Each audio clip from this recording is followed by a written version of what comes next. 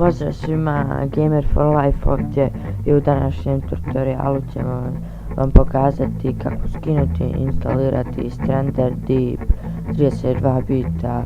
Dakle, ovo je igrica koja je stvarno za par mjeseci dobila veliku potražnju i evo, ja ću vam pokazati kako da je na lagan način skinuti. Šta je ovo? Evo ga. Ovaj link vam će dakle će vam se nalaziti u opisu videa i što možete testi download. Uzimimo je dakle malo 166,71 MB i ne zahtijevam puno, mogu vam reći. Evo, ja sada neću skidati zato što sam već to odradio. Evo ovako, kada vam se skine dobit ćete dakle ovako ove ko neke knjige. Prvo morate imati WinRAR i ovo otvorite.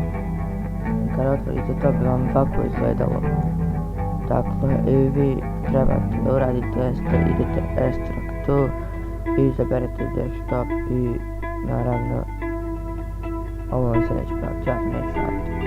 Već sam radio, dakle ovo će vam se ovako pojaviti. Evo, igrica je instalirana. Sve što treba da uradite jeste da kliknete ovdje i ono će vam otvoriti.